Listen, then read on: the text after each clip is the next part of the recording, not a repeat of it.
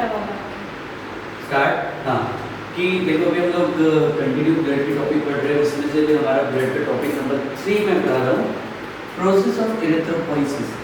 तो इरेथ्रोपोइसिस मतलब production of RBC. RBC का प्रोडक्शन कहाँ से होगा?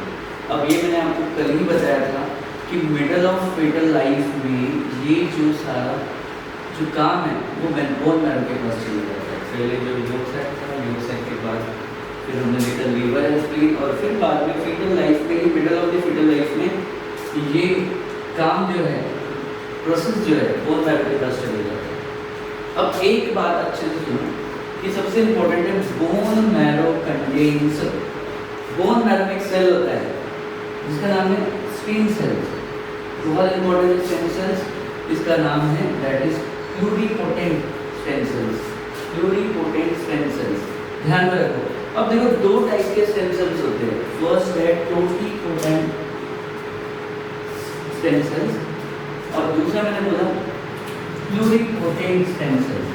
मतलब एक ऐसा स्टेम सेल्स जो सभी टाइप के सेल को बना सकता है, जो सभी टाइप के सेल को बना सकता है, उसको हम लोग बोलेंगे टोटिपोटेंट स्टेम सेल्स। लेकिन अब इसी से मतलब समझेंगे प्लूरिपोटेंट स्टेम सेल्स जो है वो कुछ ही टाइप के सेल्स को बनाता है, कुछ टाइप के सेल्स को बनाता है, पूरे नहीं, कुछ टाइप के सेल्स को बनाता है, तो उसको हम लोग बोलेंगे प्लूरिपोटेंट स्टेम सेल्स। अब ये जो प्लूरिपोटेंट स्टेम सेल्स है ये कमिटेड हो जाता है आरबीसी बनाने। मतलब अभी जो भी आरबीसी बनेगी वो किससे बनेगी? Pluripotent stem cells. मेरे ख्याल से ये पता बहुत अच्छे से मिल रहा है, ठीक है। अब एक और इम्पोर्टेंट बात है कि शुरू के स्टार्टिंग में, अभी मैंने कल आपको बताया था कि आरबीसी इज नॉन न्यूक्लिएटेड, लेकिन स्टार्टिंग में इसमें न्यूक्लियस होगा, इसमें न्यूक्लियस है, ऑफ कोर्स न्यूक्लियस है तो डीएनए होगा, ठीक है, और डीएनए होगा डीएनए रेप्लिकेशन होगा। क्या होगा? DNA replication. और इसका जो डीएनए रेप्लिकेशन है वो बहुत ही फास्ट होगा। डीएनए रेप्लिकेशन बहुत फास्ट होगा ताकि इसमें बहुत ज़्यादा जल्दी आरबीसी प्रोडक्शन हो जाए, आरबीसी का प्रोडक्शन बहुत फास्ट होगा, ठीक है। तो जैसे कि फॉर एग्जांपल इसमें न्यूक्लियस है तो सेल डिवीजन होगा और इससे कंटिन्यूसली क्या होगा? आरबीसी का प्रोडक्शन होगा, ठीक है। काफ़ी सारा सेल आरबीसी प्रोडक्शन होगा, ठीक है। अब स्टार्टिंग में तो जब हम लोग देखेंगे तो इसमें जो न्यूक्लियस होगा, बाद में ये न्यूक्लियस को एक्चुअली क्या कर देगा? थ्रो आउट कर दिया जाएगा, जो कि मैंने कल भी आपको बताया, ठीक है। अब एक और बात, आप इस बात को अच्छे से समझिए कि इसको बनाने के लिए, इस रेप्लिकेशन के लिए, इसका जो रेप्लिकेशन करना है तो इसमें दो फैक्टर्स बड़े इंपॉर्टेंट हैं, ठीक है। तो ये एक बहुत इंपॉर्टेंट है दैट इज विटामिन B12। तो इसलिए अभी ध्यान रखो कि विटामिन B12, साइनोकोबालामाइन और फॉलिक एसिड, ये ऐसे ग्रुप हमारे पास फैक्टर्स होंगे। विटामिन B12 और फॉलिक एसिड ये हमको डाइट में लेना बहुत ज़रूरी है।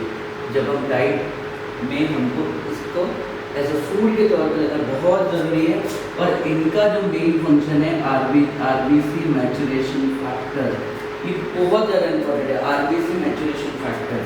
तो ये आरबीसी मैचुरेशन फैक्टर की वजह से रेप्लिकेशन बहुत फास्ट हो जाता है, और रेप्लिकेशन फास्ट हो जाता है तो ये जो स्टेम सेल है, प्लूरिपोटेंट स्टेम सेल्स, ये कंटिन्यूसली क्या बनाते हैं? आरबीसी को तैयार करते हैं, आरबीसी को तैयार करते हैं, क्लियर। तो आरबीसी की प्रोडक्शन हमारे पास इंक्रीज करने के लिए एक फैक्टर हमारे पास इंपॉर्टेंट है, विटामिन B12 और फॉलिक एसिड। तो मैं आपको बताता हूँ कि जिनकी बॉडी में ब्लड लॉस हो रहा है, ठीक है, और उसके लिए उनको सबसे पहले इंपॉर्टेंट है कि इसका डाइट में समावेश रहा, कि as a diet, as a source of food हमने यूज़ किया, ठीक है। तो उसका मतलब क्या हो जाएगा कि डीएनए की रेप्लिकेशन को फास्ट कर देगा। डीएनए की रेप्लिकेशन को फास्ट कर देगा कि कौन से सेल्स की? कमिटेड प्लूरिपोटेंट स्टेम सेल्स जो क्या बना रहे हैं? आरबीसी का प्रोडक्शन कर रहे हैं, इनकी बॉडी में आरबीसी इंक्रीज होना शुरू हो गया। That's why folic acid and vitamin B12 is a cofactor. ये बहुत इंपॉर्टेंट फैक्टर है क्योंकि आरबीसी को क्या करेगा? मैच्योर करेगा, ठीक है। आरबीसी को क्या? मैच्योर करेगा, क्लियर है। ये इतनी बात आपको समझ में मेरी तरफ से आ गई, ठीक है। अब यहाँ पर देखोगे कि ये आरबीसी कल जो मैंने बताया कि इसके न्यूक्लियस को थ्रो आउट कर दिया जाएगा, मतलब इसके न्यूक्लियस को बाहर फेंक दिया जाएगा, ठीक है, क्योंकि इसकी जरूरत नहीं है। इसमें से गोल्गी कॉम्प्लेक्स, गोल्गी apparatus इसको सेल ऑर्गेनेल इसको बाहर कर देंगे, माइटोकॉन्ड्रिया बाहर कर देंगे, तो यहाँ पे स्पेस बनेगी। तो ये स्पेस में, एक स्पेस में यहाँ पे रेस्पिरेटरी पिगमेंट जो कि रेड कलर में होता है, ठीक है, उसका नाम है हीमोग्लोबिन, HB। हीमोग्लोबिन को इस स्पेस में हम लोग अच्छे तरीके से क्या कर सकते हैं, फील कर सकते हैं। और इसलिए अभी आप देखोगे कि जो हमारे ब्लड का कलर जो रेड है ड्यू टू हीमोग्लोबिन। और हीमोग्लोबिन में क्या होता है, आयरन होता है, और आयरन Fe+2 है। केमिस्ट्री में जब आप जाओगे तो उसमें क्या है, डी ब्लॉक एलिमेंट्स है, डी ब्लॉक एलिमेंट्स में आयरन मिलता है 26 में, और आयरन का भी हमारे पास जो है वो फेरस फॉर्म है Fe+2, ठीक है। तो ये हमारे पास बड़ा इंपॉर्टेंट है आयरन कंटेंट। अब हम लोग एक और बात देखेंगे कि ब्लड में थ्रोन आउट करने से पहले यहाँ पर एक और सेल ऑर्गेनेल होता है जिसका नाम है एंडोप्लाज्मिक रेटिकुलम। क्या है, एंडोप्लाज्मिक रेटिकुलम। तो जब तक कि ये कंप्लीट मैच्योर आरबीसी नहीं बन जाता, तब तक कि जब इसके अंदर क्या है, एंडोप्लाज्मिक रेटिकुलम, तो इसको हम लोग बोलते हैं रेटिकुलोसाइट्स। क्या बोलेंगे, रेटिकुलोसाइट्स। तो ये रेटिकुलोसाइट्स से जाके जब इससे एंडोप्लाज्मिक रेटिकुलम बाहर फेंक दिया जाता है, तो उसको हम लोग अब बोल सकते हैं कि ये मैच्योर आरबीसी है। इसको हम लोग क्या बोलेंगे, मैच्योर आरबीसी। तो अभी मैंने आपको ये बोला कि जब तक इसमें एंडोप्लाज्मिक रेटिकुलम है तो इसको इसलिए बोलेंगे रेटिकुलोसाइट्स, ठीक है, रेटिकुलोसाइट्स। अब जब इसको थ्रोन आउट कर दिया जाएगा तो ये क्या हो जाएगा, यहाँ पर मैच्योर आरबीसी। तो मैं आपको एक टेक्स्ट बुक है जो मैंने बहुत फॉलो की है, जो इसको बोलेंगे रॉसन विल्सन में एक, अभी हम ब्लड के टॉपिक में हम लोग देखेंगे कि ये सेल्स है स्टेम सेल्स, ये स्टेम सेल को हम लोग देखेंगे प्लूरिपोटेंट स्टेम सेल। तो इसलिए हम डिटेलिंग में नहीं जाएंगे, बस मेरे को ये बोलना है कि भाई इसमें से इरेथ्रोसाइट्स कैसे बनता है।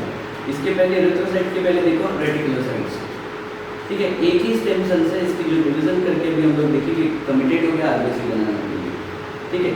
तो यहाँ पर आप ये देख सकते हो, ठीक है, क्लियर। तो ये जो रहा प्रोडक्शन ऑफ आरबीसी, अब इसके बारे में और बात करेंगे, ठीक है। देखो प्रोसेस ऑफ एरिथ्रोपोइसिस में अभी मैं आपको एक बहुत इंपॉर्टेंट कॉन्सेप्ट समझा रहा हूँ, that is basic regulatory factor for RBC production. RBC production के लिए बेसिक रेगुलेटरी फैक्टर क्या है, इट्स वेरी वेरी इंपॉर्टेंट। अब एक बात यहाँ पे समझो, ये ग्रुप ऑफ सेल है जिसको हम बोलेंगे टिश्यू, ठीक है।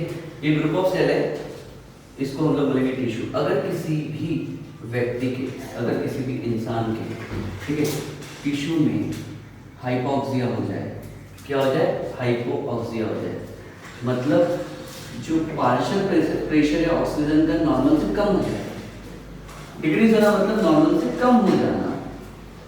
फिर मैं बोल रहा हूँ कि अगर किसी पर्सन में टिश्यू में हाइपोक्सिया हो जाए, दैट इज टिश्यू हाइपोक्सिया, तो पार्शियल प्रेशर जो है ऑक्सीजन का नॉर्मल से कम हो जाएगा, ऑक्सीजन का प्रेशर, पार्शियल प्रेशर कम हो जाएगा। तो उसका मतलब क्या होगा, एक सिग्नल जाएगा, एक सिग्नल जाएगा हमारे बॉडी की बहुत इंपॉर्टेंट ऑर्गन जिसको हम लोग बोलेंगे किडनी, जो एक्सक्रीशन एंड ऑस्मोरेगुलेशन का काम करता है। टॉक्सिन्स बॉडी के बाहर क्या करता है, रिमूव करता है।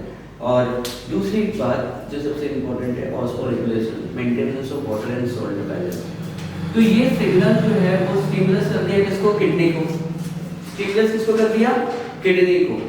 अब किडनी एक रिलीज करेगा पेप्टाइड हार्मोन। अब ये किडनी रिलीज क्या करेगा, पेप्टाइड हार्मोन रिलीज करेगा। तो ये पेप्टाइड हार्मोन होगा एरिथ्रोपोइटिन, ये पेप्टाइड हार्मोन होगा एरिथ्रोपोइटिन, ठीक है। अब ये जो पेप्टाइड हार्मोन होगा वो एरिथ्रोपोइटिन, मतलब किडनी ने एक हार्मोन प्रोड्यूस किया जो पेप्टाइड इन नेचर है, जिसका नाम है एरिथ्रोपोइटिन। एरिथ्रोपोइटिन जाके स्टिमुलस करेगा बोन मैरो पर, स्टिमुलस करेगा बोन मैरो। फिर मैंने आपको बोला कि बोन मैरो से जो कमिटेड है आरबीसी बनाने के लिए वो है प्लूरिपोटेंट स्टेम सेल्स और stem cells, that is regulatory factor folic acid और विटामिन B12 की प्रेजेंस में ये आरबीसी का प्रोडक्शन करना शुरू कर देंगे, आरबीसी का प्रोडक्शन करना शुरू कर देंगे, ठीक है। तो फिर मैं आपको एक बात यहाँ से ब्लड डोनेशन के लिए मैं आपको एक बात यहाँ पे जोड़ना चाहूंगा कि अगर मान के चलते हैं कि एक बहुत सारे मिथ्स है ब्लड डोनेशन में, कि भाई हमने अगर अपना ब्लड डोनेट कर दिया तो जाहिर सी बात है आपकी बॉडी में से जो ब्लड है वो तो 350 ml लॉस हो गया है, लेकिन आपकी बॉडी में जब ब्लड लॉस हो रहा है तो कोई ना कोई टिश्यू में जाके क्या हो जाएगा, उसका पार्शियल प्रेशर कम हो जाएगा, और पार्शियल प्रेशर कम हो जाएगा तो उसका मतलब क्या होगा, वो सिग्नल जाएगा किडनी पर, किडनी पे सिग्नल जाएगा तो किडनी रिलीज करेगी पेप्टाइड हार्मोन, और पेप्टाइड हार्मोन का नाम है इरिथ्रोपोइटिन, और ये इरिथ्रोपोइटिन वापस स्टिमुलेट कर देगा आपकी बोन मैरो पर, और वहां पे प्लूरिपोटेंट स्टेम सेल्स होंगे फॉलिक एसिड और विटामिन B12 की प्रेजेंस में, उसकी मदद से ये आरबीसी प्रोडक्शन करना शुरू कर देंगे। मतलब ये जो आपका जो ब्लड है वो वापस से मतलब क्या हो जाएगा, बनना शुरू हो जाएगा, इरिथ्रोपोइसिस प्रोसेस तो वापस से बनना आपका शुरू ही रहेगा। तो ये एक बहुत इंपॉर्टेंट सा प्रोसेस है, ठीक है। तो जैसे ही हमारी बॉडी में अगर मान के चलते हैं, एक बात करते हैं कि अगर किसी को क्रोनिक रीनल फेलियर हो गया, अगर किसी को क्रोनिक रीनल फेलियर हो गया, और जो क्रोनिक स्मोकर्स हैं और जो हिली रीजन में रहते हैं, तो कहीं ना कहीं कभी ना कभी इनकी बॉडी में एक्चुअली क्या हो जाता है, हाइपोक्सिया हो जाता है, मतलब टिश्यू हाइपोक्सिया हो जाता है, मतलब पार्शियल ऑक्सीजन का जो प्रेशर है नॉर्मल से कम हो जाता है। फिर इसका मतलब जो है वो सिग्नल कहाँ जाता है, किडनी पर, और किडनी स्टिमुलस होती है और एक रिलीज करती है पेप्टाइड हार्मोन, और इस हार्मोन का नाम है इरिथ्रोपोइटिन, और ये इरिथ्रोपोइटिन स्टिमुलेट करता है किसको, बोन मैरो को, और बोन मैरो में प्लूरिपोटेंट स्टेम सेल्स होंगे फॉलिक एसिड और विटामिन B12 की मदद से ये वापस आरबीसी का प्रोडक्शन करेंगे। तो बेसिकली अगर हम लोग, हाँ देखो कैसा है, एक इंपॉर्टेंट बात मैं बोलना चाहूंगा कि ब्लड डोनेट करने के बाद सबको तो लगता है कि हमने ब्लड तो डोनेट कर दिया, अब क्या होगा, कि हमारा तो ब्लड तो लॉस हो गया। बहुत मिथ्स देखा है मैंने, कि मैं अभी सोशली बहुत लोगों से मिला हूँ, मैंने बोला कि भाई ब्लड डोनेशन डोनेट करना चाहिए, तो बहुत लोगों का दिमाग में अलग अलग थॉट्स थे कि नहीं नहीं हमको ब्लड डोनेट नहीं करना चाहिए, हमारा ब्लड लॉस होगा, अब क्या करेंगे। ऐसा बिल्कुल नहीं होता, ऐसा सोचने की जरूरत भी नहीं है बिल्कुल। बस 2 मिनट इस बात को अच्छे से फोकस से देखकर आप देखो कि अगर गलती से अगर आपकी बॉडी में क्या हो गया, टिश्यू हाइपोक्सिया हो गया, तो उसका मतलब क्या हो जाएगा, जो पार्शियल ऑक्सीजन का जो प्रेशर है टिश्यू के अंदर नॉर्मल से कम हो जाएगा, तो इसका मतलब आपके टिश्यू खुद ही सिग्नल दे देगा, ये सिग्नल स्टिमुलेट कर देगा किडनी को, और ये किडनी रिलीज करेगी पेप्टाइड हार्मोन जो कि है इरिथ्रोपोइटिन। ये हार्मोन बड़ा इंपॉर्टेंट है, क्योंकि हार्मोन का काम है कि अगर कहीं पे भी वो एक्ट कर जाए तो उसको काम करना ही होगा। तो ये इरिथ्रोपोइटिन, देखो वर्ड इरिथ्रोपोइटिन, इरिथ्रोपोइसिस मतलब आरबीसी प्रोडक्शन, तो इरिथ्रोपोइटिन स्टिमुलेट कर देगा बोन मैरो को, और बोन मैरो में जो हमारे पास जो स्टेम सेल्स है ये कमिटेड हुआ था प्लूरिपोटेंट स्टेम सेल, ये कमिटेड हुआ था क्या बनाने के लिए, आरबीसी बनाने के लिए। अब तो उसको स्टिमुलस मिल गया, और फॉलिक एसिड और विटामिन B12 ये फैक्टर बड़े इंपॉर्टेंट है, रेगुलेटरी फैक्टर, इसकी वजह से कंटिन्यूअसली आरबीसी का प्रोडक्शन होगा। तो इसलिए कोई घबराने की बात नहीं है, अगर आप ब्लड डोनेट कर भी देंगे तो उसके बाद आपको कुछ ही देर में 1-2 दिन में आपके पास वो वापस ब्लड आपके पास बन ही जाएगा। जितने देर में आप ब्लड डोनेट कर देंगे उतने समय में हो सकता है कि आपकी बॉडी में आरबीसी वापस बन गया हो, ठीक है। तो प्लीज आइए ब्लड डोनेशन कैंप में, ब्लड की अवेयरनेस बड़ी इंपॉर्टेंट है, और हमने ब्लड डोनेशन कैंप एक्टिविटी रखी है, AIIMS tutorial, your choice your success, और हमने बहुत ही अच्छी लाइन लिखी है, जीत हासिल करनी हो तो काबिलियत को बढ़ाइए। और यहाँ पर देखो कि हमने ब्लड डोनेशन के लिए त्रिपुरी ब्लड बैंक से हम लोग एसोसिएटेड हुए हैं, हमने कैंप रखा 26 फेब को, और ज़्यादा से ज़्यादा लोग आइए और ब्लड डोनेट कीजिए, किसी की जिंदगी बचाना और ये मदद करना बहुत बड़ी हेल्प होती है, ठीक है। और बेसिकली अगर किसी की जान बचा रहे तो आप भी डॉक्टर हो, क्योंकि डॉक्टर ही लाइफ को सेव नहीं करता है, आप भी कर सकते हो एक नई काम करके, ठीक है। Thank you.